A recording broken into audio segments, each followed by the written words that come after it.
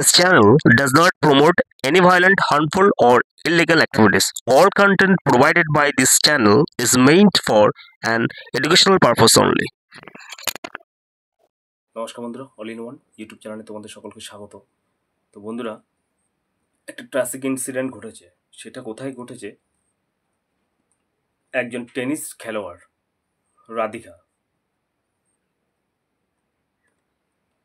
রাধিকা যাদব তার নাম। তিনি হচ্ছে হরিয়ানার গুরুগ্রামের বাসিন্দা, 25 বছর বয়স এবং রাজ্য স্তরের টেনিস খেলোয়াড়। তো তাকে তার বাবা বা নিজের পিতা গুলি করে হত্যা করেছে। তো সেই ঘটনা অনেক কিছু রয়েছে ঘটনার পিছনে নেপথ্যে আর কি। তো বেশিরভাগ যেটা উঠে আসছে, অনেকে বলছে যেটা মিডিয়ার ট্রায়াল বা অন্য কিছু আর কি, যে রাধিকার একটা নিজস্ব টেনিস টেবিল যে একটা অর্গানাইজেশন রয়েছে, সেটা সে নিজে চালায় এবং সেই নিজে চালানোর ফলে আর কি, তো রাধিকার প্রতিবেশী থেকে শুরু করে সবাই রাধিকার বাবার উপরে প্রেশার ক্রিয়েট করছিল যে তার মেয়ে কেন ইনকাম উপার্জন করবে, মেয়ের উপার্জনে নাকি তার বাবা খায়। এইভাবে আত্মসম্মানের জন্য নাকি রাধিকার বাবা যখন রাধিকা রান্না করছিল আর কি, হঠাৎ করে এসে তাকে পিছন থেকে 5 রাউন্ড গুলি চালায় এবং তাকে হত্যা করে। এইটা নাকি মেন কজ। কিন্তু আরেকটা জিনিস উঠে আসছে বন্ধুরা, এই মেন কজ বা কারণ এইটা কিন্তু নয়। কারণ তদন্তটা পুলিশ করছে। কারণ আমি মনে করি এখন বর্তমানে সোশ্যাল মিডিয়ার যুগ, এআই এর যুগ। তো রাধিকা সোশ্যাল মিডিয়া সমস্ত এফবি থেকে ইনস্টাগ্রাম থেকে শুরু করে যাবতীয় যা কিছু আছে সমস্ত কিছু ভালো করে পুঙ্খানুপুঙ্খ তদন্ত করা উচিত। কারণ একজন পিতা, কারণ সে টেবিল টেনিস করে, তার একটা কি বলবো আর কি, সংস্থা চালায়। সে টেবিল টেনিসের সংস্থা চালায়, তাতে তার উপার্জন হয়। হ্যাঁ, বা সেটা তার শখ, একটা স্বপ্ন। তাতে তার বাবা তাকে হত্যা করে দিল এই জন্য, মানুষের কথা শুনে বা পাড়ার প্রতিবেশীর কথা শুনে, যে তুমি তোমার মেয়ের হয়তো উপার্জন খাওয়া, এই সমস্ত কিছু শুনে। এটা হতে পারে না, আমি এটা বিশ্বাস করি না। এইটার পিছনে কিন্তু অন্য লজিক আছে। এখন বর্তমানে রাধিকার যে সমস্ত বন্ধুবান্ধব বা তার সার্কেলে যারা রয়েছে, তাদেরকে টোটালি পুরো আওতায় এনে ইনভেস্টিগেশন করলে, অ্যারেস্টের কথা বলছি না, ইনভেস্টিগেশন করলে এবং তার টোটালি পুরো সোশ্যাল মিডিয়ার যা কিছু আছে সমস্ত কিছু পুঙ্খানুপুঙ্খ করে তদন্ত করলে, তাহলে বেরিয়ে যাবে মৃত্যুর আসল কারণ কী। কারণ একজন পিতা এইভাবে নৃশংসভাবে তার নিজের প্রাণপ্রিয় কন্যাকে হত্যা কখনো করতে পারে না। পিছনে কারণ লজিক অনেক রয়েছে। হয়তো যেটা মিডিয়াতে যেটা দেখানো হচ্ছে ট্রায়াল, যে তার বাবার টেনিস সংস্থা চালাতো বলে, স্কুল চালাতো বলে, যে তার বাবা তাকে হত্যা করে দিয়েছে, গুলি করে হত্যা করে দিয়েছে, এটা কোনোদিন হতে পারে না। তাহলে তার বাবা তাকে নিজেকেই ছোটোবেলা থেকে টেনিস খেলার জন্য ইন্সপায়ার করেছে, টেনিস খেলতে দিয়েছে, এত বড় করেছে, তাহলে দিত না? তাহলে সেক্ষেত্রে একটা রাজ্য স্তরের টেনিস প্লেয়ারকে এভাবে তার বাবা হত্যা করেছে, সেটা পিছনে অন্য লজিক অবশ্যই আছে বন্ধুরা। তো এখন আরও একটা জিনিস সেটা বলা হচ্ছে যে মৃত্যুর কারণ হিসেবে রাধিকাকে তার বাবা যে হত্যা করেছে, সেটা নাকি সোশ্যাল মিডিয়ার রিল বানাতো। এই রিলস বানানোর ফলে নাকি সে একটা রিলস তার বাবা দেখতে পেয়ে তাকে হত্যা করে, অর্থাৎ অনার কিলিং। তো এইবার এর পিছনে কিন্তু একটা অন্যরকম লজিক বন্ধুরা উঠে আসছে। সেটা হচ্ছে কি, ইনাম উল হক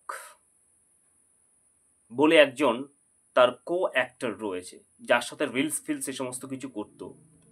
এই ইনামুল হক ভিন্ন ধর্ম অবলম্বী।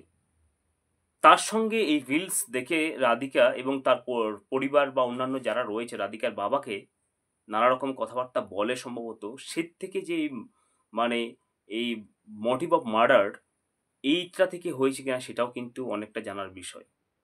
এই ইনামুল হকের একটা বক্তব্য বন্ধুরা আমরা তোমাকে শোনাই। ইনামুল হক কিন্তু টোটালি পুরো ডিনাই করছে রাধিকার সাথে কোনো পার্সোনাল রিলেশনশিপ ছিল কিনা, সেটা কিন্তু ইনামুল হক ডিনাই করছে। তো কি বলেছে না বলেছে সেটা তোমরা বন্ধুরা শোনো, তারপরে আমি আসছি। मैं सुबह से इंटरव्यू दे रहा हूँ और सेम चीज रिपीट कर रहा हूँ एंड मैं आपके सवालों का जवाब देना चाहूँगा बिल्कुल, बट थोड़ा सा मेंटली डिस्टर्ब हो गया हूँ। सो मैं उनसे फर्स्ट टाइम मिला था टेनिस प्रीमियर लीग में, जो दिल्ली में हुआ था। उसके बाद मैं उनसे मिला था म्यूजिक वीडियो में, जो मैंने म्यूजिक वीडियो शूट किया। ইনামুল হকের বক্তব্যটা শুনতে পারলে, ইনামুল হক নাকি অ্যাক্টর ছিল রাধিকার সঙ্গে, তার বিভিন্ন রকমের ভাইরাল ভিডিও বা রিলস তার সঙ্গে দেখা গেছে। এটার ফলে কি রাধিকার বাবা যে অনার কিলিং এর ব্যাপার হতে পারে, সেটা পুলিশ যদি ইনভেস্টিগেশন করে এবং আশা করছি যে অ্যাডমিনিস্ট্রেটিভ ইনভেস্টিগেশন করবে এবং ইনামুল হকের টোটালি সমস্ত কিছু টোটাল পুরো ঘেটে দেখা হোক কি কি ছিল না ছিল। তাদের সোশ্যাল মিডিয়ার পোস্ট থেকে শুরু করে যাবতীয় সমস্ত কিছু ইনভেস্টিগেশন করলে কিন্তু জিনিসটা কিন্তু টোটালি পুরো বেরিয়ে যাবে। তো যাই বলবো, ইনভেস্টিগেশন হবে, তদন্তের জায়গায় চলবে, আইনের কাজ করবে, কিন্তু তার বাবার উচিত হয়নি এভাবে অনার কিলিং হলো, অনার কিলিং এটা তার নিজের মেয়েকে হত্যা করাটা। এবং যদি কোনো অন্যায় বা কোনো কিছু থাকতে পারে তাহলে সেক্ষেত্রে অনেক কিছু পদ্ধতি রয়েছে। হ্যাঁ বন্ধুরা, এবার একটা জিনিস বলি, দেখো, কোনো একটা মেয়েকে বা ছেলেকে বোধ তার বাবা মা শৈশব থেকে অনেক কষ্ট করে একটু করে বড় করে, তাদের সমস্ত কন্ট্রিবিউশন তার সন্তানের জন্য, কিন্তু সেই সন্তান যদি বড় হয়ে কুসন্তান হয়ে যায়, তার থেকে দুঃখ বা বেদনার কোনো কিছু থাকে না। কেন বলছি দেখো বন্ধুরা, আমরা অনেক কিছু দেখেছি। সেক্ষেত্রে কোনো একটা মানে ধরো এই যে রাধিকা যে ধর্মে বিলং করে, সেক্ষেত্রে যদি অন্য ধর্মের ক্ষেত্রে সেই চলে গিয়ে তার নিজের ইচ্ছে মতো, সেটা বলছে যে তার মানে freedom of speech, freedom of অমুক নানান কিছু আমাদের ইন্ডিয়ান কনস্টিটিউশনে রয়েছে। তাহলে সেক্ষেত্রে আমি মনে করি তাহলে এই যে ভারতবর্ষ থেকে যে ধর্ম কথাটাই উঠিয়ে দেওয়া উচিত, মানে ধর্ম না রাখাই উচিত। কারণ একটা ছেলে মেয়েকে বাবা মা যে ধর্মের যে বিলঙ্গই করুক, আমি মনে করি সেখানে সে ছোটোবেলা থেকে অনেক কষ্ট করে মানুষ করে তখন তার বাবা মাকে ধোকা দিয়ে বা তার বাবা মার অমতে গিয়ে সে অন্য জায়গায় বিবাহ করে ফেললো বেধর্মী লোকের সাথে বা বেধর্মী কোনো কিছু ক্ষেত্রে, সেক্ষেত্রে তাকে সেই পরিবারটাকে, তার পিতামাতাকে মানে সোসাইটিতে তারা থাকতে পারে না, তাদের উপরে এত অরাজকতা হয়। সেক্ষেত্রে আমাদের কোনো আইন, সেক্ষেত্রে আমাদের কোনো ইন্ডিয়ান কনস্টিটিউশন কোনো ব্যবস্থা নেয় না। তো আমি মনে করি এই ধরনের পরিস্থিতি পরিবর্তন করা উচিত। কারণ এই জিনিসের ক্ষেত্রে হয়তো রাধিকার ব্যাপারে কোনো কিছু একটা ঘটেছে, যেটা হয়তো মিডিয়া বা কোনো কিছু একটা চেপে যেতে চাইছে। কারণ এগুলো তদন্ত হওয়ার বিষয় উঠে আসছে, ওটা উচিত। আর প্রত্যেকটা ছেলে মেয়ের ক্ষেত্রে তারা কষ্ট করে যে বাবা মা মানুষ করলো, তাদেরকে টুপি দিয়ে বা তাদেরকে কোনো কিছু হয়ে অ্যাভয়েড করে দিয়ে অন্য কিছু পরিবর্তন করা বা ধর্ম পরিবর্তন করা, এগুলোর পরিপক্ষ আমি নয়, এবং এইগুলো পরিপক্ষ কাউকে হচ্ছে যে কোনো ধর্মের। কারণ তাদেরকে তো সোসাইটিতে থাকতে হয় সারা জীবন, তাকে কিন্তু সমাজের ওই যে মা বাবাগুলো তাদেরকে কথা শুনতে হয়, তোর মেয়ে অমুক এর সঙ্গে পালিয়ে গেছে, তোর ছেলে অমুকের সঙ্গে পালিয়ে গেছে। এই কথাগুলো কিন্তু কোনো আইন এগুলো বন্ধ করতে পারে না, কোনো প্রশাসন বন্ধ করতে পারে না। সেই কথার জন্য অনেক পরিবার, অনেক বাবা মাকে কিন্তু মানে সেই পৃথিবী থেকে চলে যেতে হচ্ছে, তাদেরকে আত্মহত্যার পথ বেছে নিতে হয়েছে বন্ধুরা।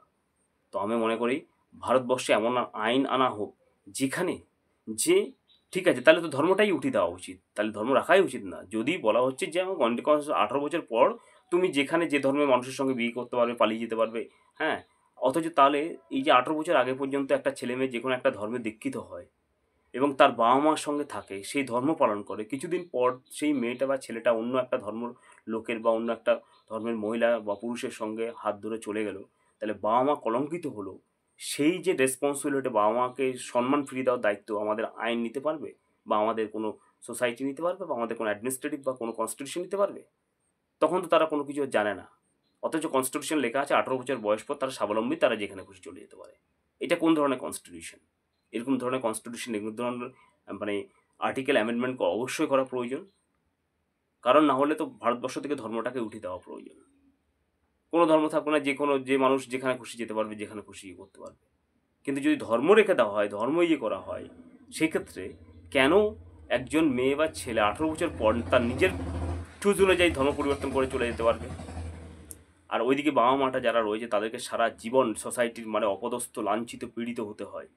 তাহলে সেই বাবা মার দায়িত্ব কিন্তু আইনকে নেওয়া উচিত, সেই তাদেরকে লাঞ্ছিত বা অবমাননা না করে। কারণ সোসাইটিতে আলটিমেটলি সবাইকে থাকতে হয়। তো বন্ধুরা, যাই হোক, এই রাধিকা হত্যার পেছনে মেন কারণ কি সেটা আশা করি উঠে আসবে, অ্যাডমিনিস্ট্রেটিভ বের করবে, এবং সেটা কিন্তু চেপে না রাখা হয়, সেটা কিন্তু সবার সামনে উঠা হয়। শুধুমাত্র এখানে বাবাকে দোষী করছে, হ্যাঁ বাবা অবশ্যই দোষ করেছে, হত্যা করা তার উচিত হয়নি, কারণ আইন আছে, আইনের দ্বারস্থ হওয়া তার উচিত ছিল। সেটা জিনিস, কারণ হয়তো বাবা এমন একটা জিনিস রয়েছে যেটা বাবা সহ্য করতে পারেনি, হয়তো বলে আসছে সারা জীবন ধরে, আজকে হয়তো 2 বছর 4 বছর হয়তো সেই জিনিসটা কেউ জানে না ভিতরে রয়েছে। বাবা বলে আসছে তার মেয়েকে যে এটা করা উচিত নয়, তোমার এইভাবে যাওয়া উচিত নয়, আমার এটা হয়তো অনার কিলিংও হতে পারে, যে তার সোসাইটিতে মান সম্মান নষ্ট হচ্ছে, সমস্ত কিছু সে থাকতে পারছে না, সেটাকে সে সাপ্রেস করে রেখেছে, দমিয়ে রেখেছে, চেপে রেখেছে। কারণ সে আইনের কাছে গেলেও সেখানেও তার বিচার পাবে না, তার মেয়ে 18 বছর বয়স হয়ে গেছে। এই হচ্ছে গিয়ে আইন প্রশাসন ব্যবস্থা। তো সেটা রিয়েল কারণটা বের করে সবার সামনে এক্সপোজ করা হোক, যাতে করে ভবিষ্যতে এই ধরনের ঘটনা আর না ঘটে। তো বন্ধুরা, আজকে ভিডিওটা একটুখানি ভালো লাগলে লাইক শেয়ার সাবস্ক্রাইব, ধন্যবাদ।